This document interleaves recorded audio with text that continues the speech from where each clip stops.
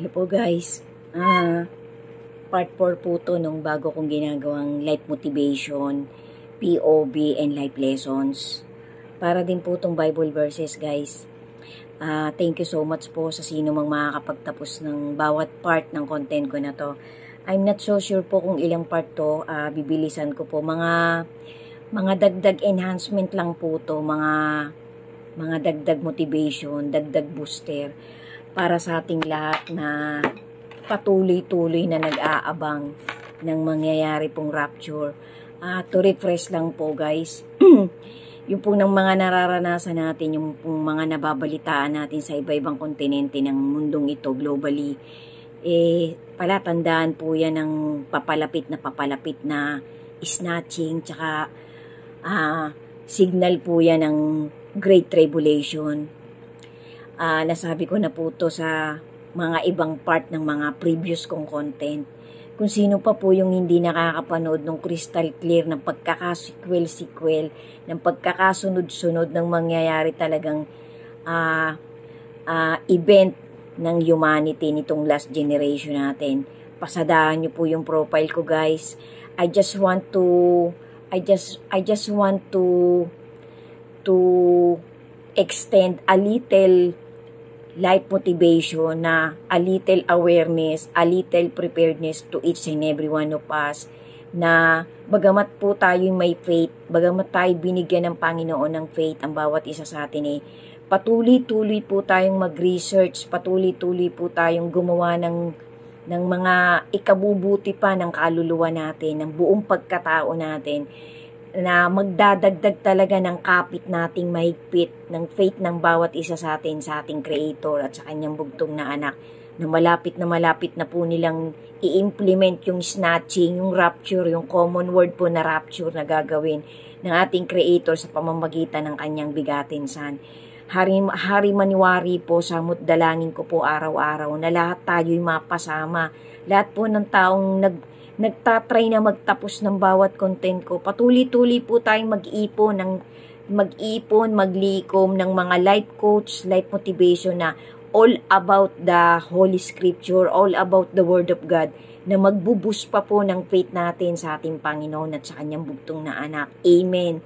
To God be the glory po ulit. God bless us all po ulit. And thank you so much po sa lahat ng nadadaanan ng lahat ng content ko, especially po sa mga ganitong content ko na nagkakasunod-sunod. Maraming salamat po sa inyo sa pagbibigay niyo po ng maliit na time niyo para tapusin ang bawat content ko.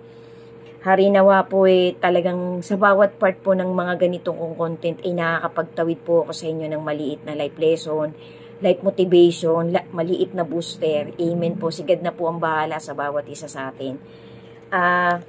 Added lang po ulit, to be continue, added lang po ulit, refresh lang po ulit guys. This is about a few minutes that will happen before the end of time. Pasadahan po ulit nating lahat ang Revelation 16, idiretso po natin. This verse describes the seventh bowl of God's wrath, of being poured out on the earth. There will be a great earthquake, such as has never been and never seen before on earth. It also says that there will be hail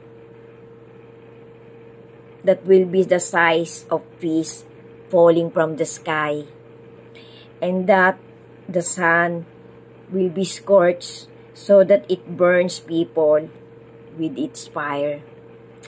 2 Thessalonians 2 verse 8, idiretso po natin guys, says that our Lord Jesus will destroy the man of lawlessness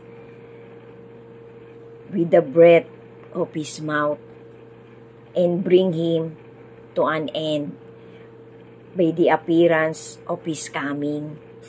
The man of lawlessness is a figure who is also mentioned in the book of Revelation, and he is believed to be the Antichrist. The end time will be a time of great upheaval and destruction. there will be a natural disasters such as earthquakes, hailstorms. There will also be spiritual warfare as our Lord Jesus defeats the Antichrist. The Holy Scripture says that the end time will come suddenly and unexpectedly in Matthew 24. Our Lord Jesus also added, "But concerning that day and hour, no one knows, not even the angels of heaven, nor the Son, except the Father only." This means that we should not try to predict when the end time will come. Instead, we should focus on being prepared for it by living our lives in a way that is pleasing to our Creator, to our God. Amen. So guys, added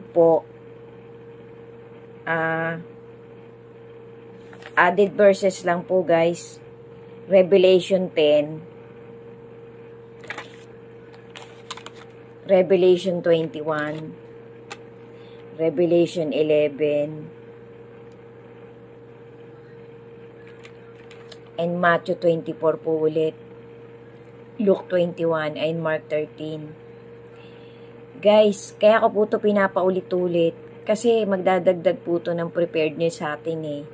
Huwag po tayo masyadong magpakapoko sa to look only on all material things.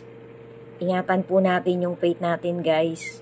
Ingatan po natin. Although kailangan pa talaga ng bawat isa sa atin ang mga material things to continue living, to continue sustain the needs of this subtle body.